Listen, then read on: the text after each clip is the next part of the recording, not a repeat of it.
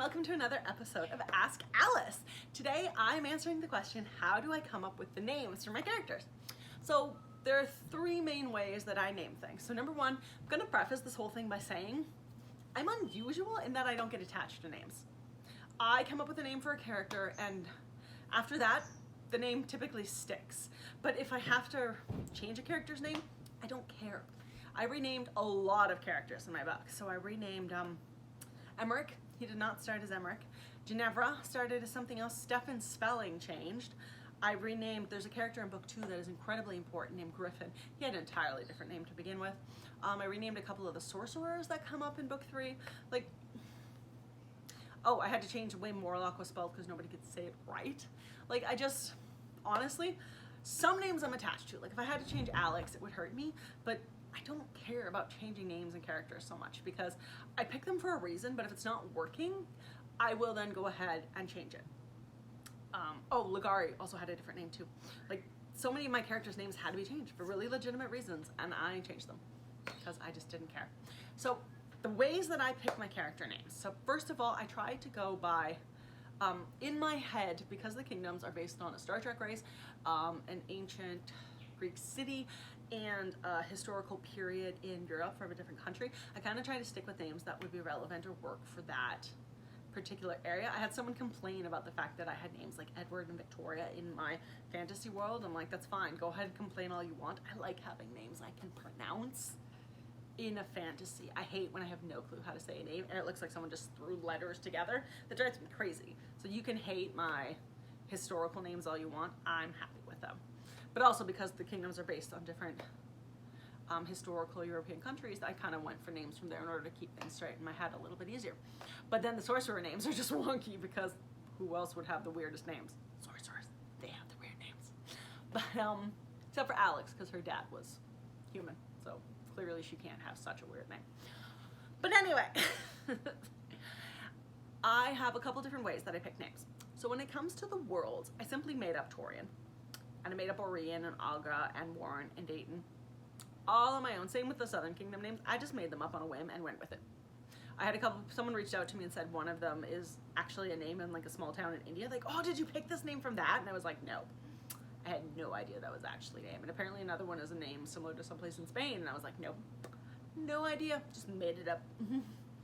And so that works. There are a few that I fully knew were real names, such as Hessen. Hessen is actually the province my family is from in Germany. Some of the names like Kirsch and that kind of thing are actually tiny, tiny towns, either in the province in Germany that I'm from, or tiny, tiny towns in the area that I live in, because, you know, when you have tiny towns that have weird names in them, why not use them in your own story? Because especially if it's some weird fantasy world, no one's gonna put those two together. The way that I come up with my character names, there's a couple different ways that I've done this. Typically, I have a website called Behind the Name that I will go to, and I know kind of what letters I'm considering for their names, mainly because I don't want too many letters of the same. I find when I read fantasy books where half the characters have the same first letter in their name, it drives me crazy. I can't keep them straight. So I'm not gonna do that to my characters. So the closest I had is Morlock and Murloc, because two sorcerers, that makes sense that their names might be similar in that. But because of that, I don't want to have a ton that line up. Like Edward and Emmerich are both E's, but they're totally different. So you're never going to mess up Emmerich and Edward. No. But Emmerich is actually an ancient, like an old German name. And it means like high lord or high, like mountain ruler, like high ruler, something like that. And so, or noble ruler. And because he's a king, I gave him that name. And a lot of the character names, actually, if you look up the meaning behind the name, they actually line up with the personality of the characters that I'm writing. So when I pick a name, I kind of have an idea of what letter I want, or a couple different letters I'm considering. And then I will go behind the name and I will look up male names from the historical time period or the historical place that this kingdom, so if I'm doing someone from Warren, I'm looking up more like the Italian Renaissance type, and if I'm looking in Dayton, it is more ancient Prussia, and if it's the Betrüger, it's more like Old English type thing. So I'm looking around and I go based on the names from that kind of timeline. But then I have a couple of letters in mind. I have the meaning behind the name that I want, or the main personality traits of the character. If they're noble, or they're a liar, a deceiver, this kind of thing. I will go and look for names that actually mean that and give the character a name based on their personality rather than what I want.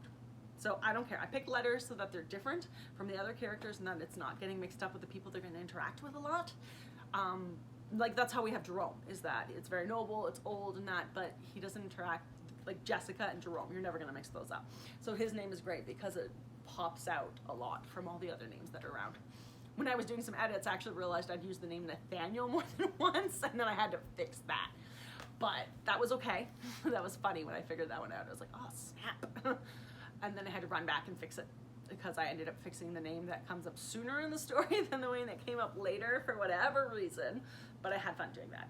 And then some of them, some last names specifically too, actually words in other languages, because I think it's funny. So if it's a family that I think is really noble and proud, I'll look up the word noble or proud in all different languages in the world, and if one looks like it could be a last name, I use it. An example is Rascat. That is a word in another language.